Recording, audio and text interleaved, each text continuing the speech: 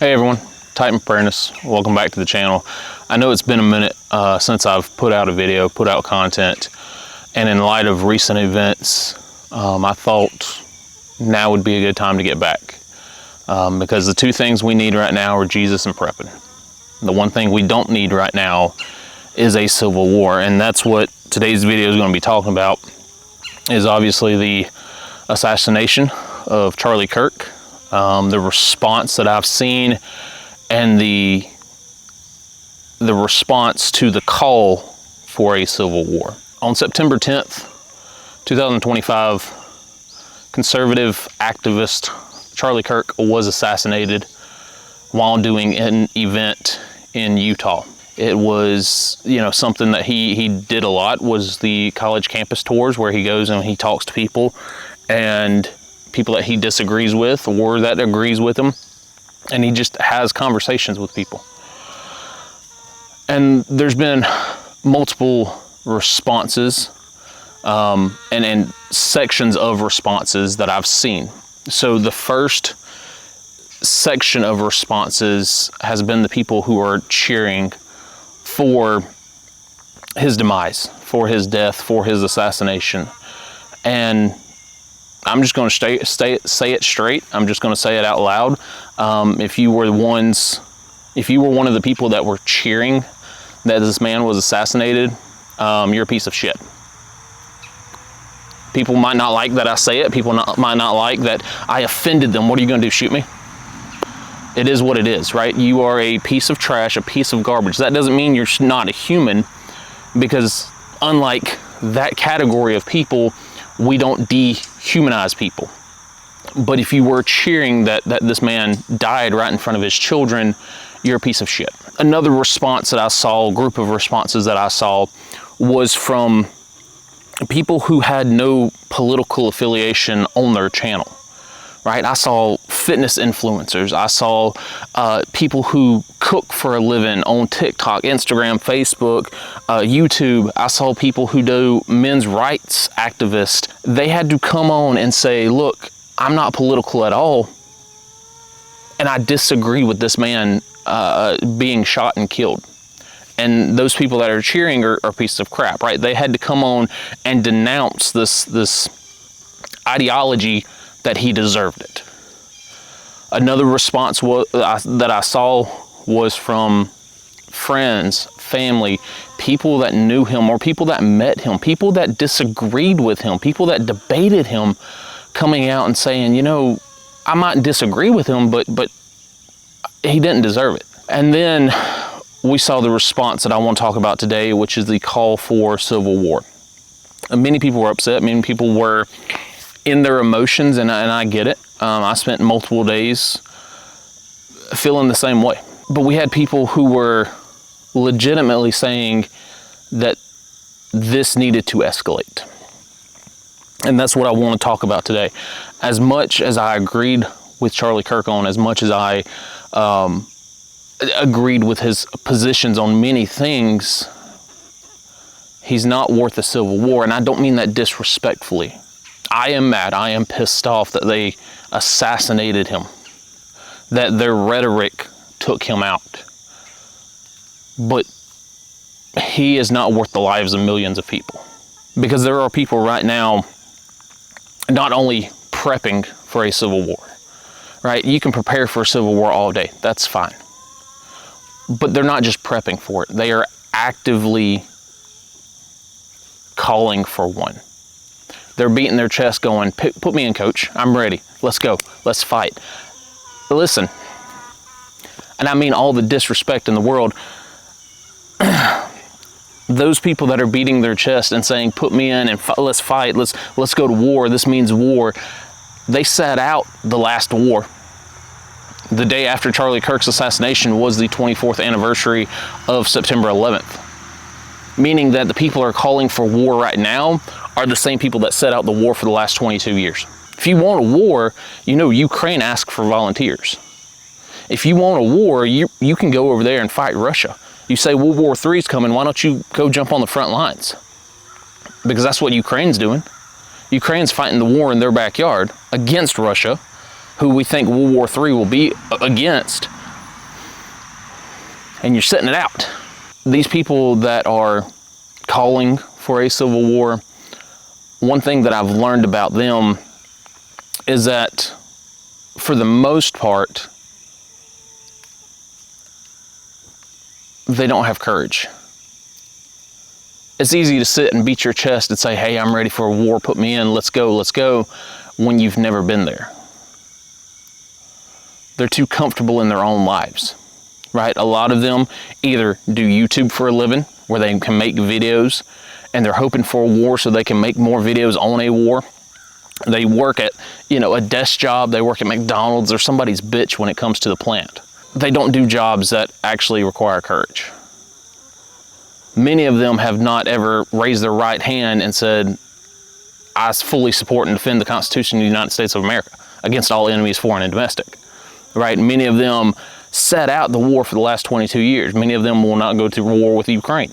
They're not police officers. They're not firefighters. They don't work EMS because those jobs are uncomfortable. Because those jobs are, you get hot, you get sweaty, you have to put in the work, you're wearing gear all day, you're seeing blood, guts, glory, you're seeing a whole bunch of things. They won't join the special rescue team. They won't join the high angle rescue team. They won't join the search and rescue team. They won't join their local EMS rescue squad because that would be uncomfortable. Hell, they won't even go join the CERT, Civilian Emergency Response Team. They don't even want to join the Boy Scouts because they don't like being uncomfortable. I got called every name under the sun for saying Donald Trump wasn't worth the Civil War. I'm sure I'll get called every name under the sun on this one too. But it's from people who don't do jobs that require physical labor, that don't require being uncomfortable, that have never been in a situation where they've been uncomfortable, that are calling for it. Understand, I've never been to war neither, right? I hope in my 20 years of service I never have to go to war. If war comes, then so be it. But I'm not sitting here going, I hope we get, 9/11 happens again so I can go to Iraq, Afghanistan, Kuwait, wherever. Because that'd be stupid.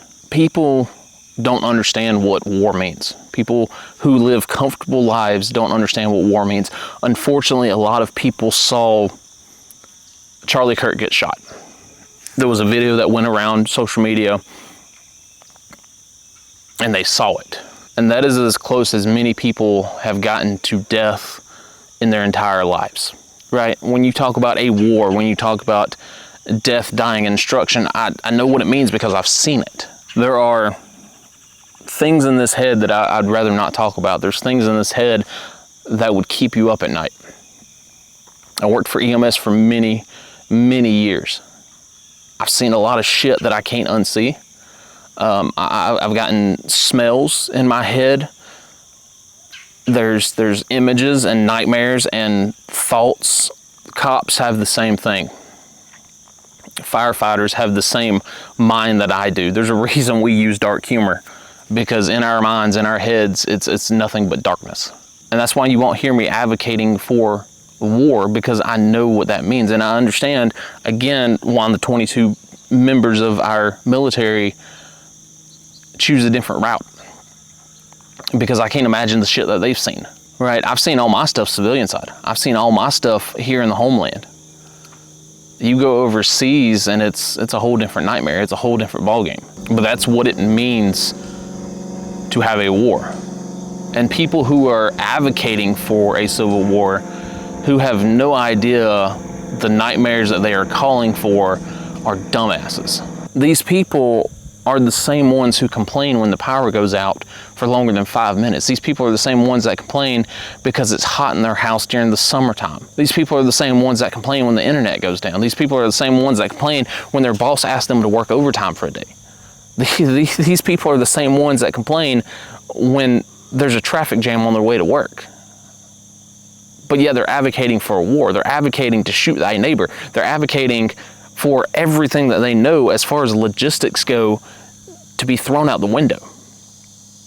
Do you think during a civil war you can just run up to Walmart and get whatever you need? Do you think Cabela's, Bass Pro are going to be open for you to get extra ammo? No. And again, I'm going to get a lot of hate on this video, but I don't care. I don't care if my channel just destroys itself. Because much like Charlie Kirk, I'm speaking the truth. And if you're offended by the truth, you go, no, I'm ready for a war. You're a dumbass. The same ones that are advocating for this are the same ones that would have joined the military, but they would have punched that drill sergeant in the face. And that's exactly the mindset of people who are advocating for this. They could have been something, but now they're not. I remember one time I was in a QT gas station and I was getting a drink, and I'm in uniform. A couple of guys in front of me are in uniform as well. And the guy rings the 3 other people up and he said, "Oh, y'all are military."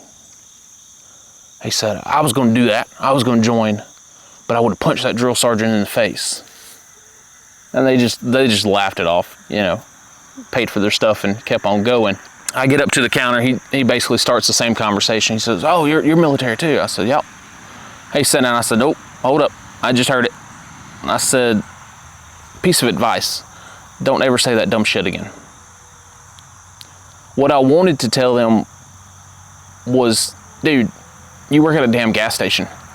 You're not badass. You're not the coolest guy in the lot. You're not some cool, awesome Ranger, Navy SEAL, Delta Force dude. You work at a gas station. The worst thing you've seen in your life is a Karen coming up, not getting 2-for-1 taquitos. That's the most stress you have in your job is the price being wrong in something. Somebody pooping all over the bathroom walls. But you almost joined. You were almost something. And I'm not knocking people who work at gas stations, but if they're out here going, "Yeah, I hope my boys go overseas to Russia. I hope the boys go overseas to Syria, Iraq. I hope a civil war starts." And you work at a gas station, you ought to be slapped in the face. People are all ready to fight until it's their turn to get into it. There's a saying out there, everyone's tough till you get punched in the face. And that's the same way I think about these people. If a war does come, so be it. But I'm not going to sit here and advocate for one. And if you are one of these people who are advocating for one, shut the hell up. Either sign up or shut up. Most of the guys that are advocating it are way past their prime.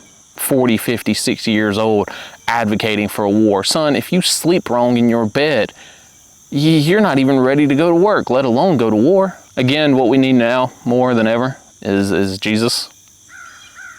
And I've not been really big on religion on this channel. But from what I'm seeing, that's the response, which is good. It's keeping us away from war. We need more dialect in this country. We need more people talking. And that's what Charlie was trying to do. Again, if you don't like this video, and you're one of the ones advocating for war, sign up or shut up. I'm sure I'm gonna get a lot of hate for it. It is what it is. More prepping content will come. Y'all stay safe out there. T2 out.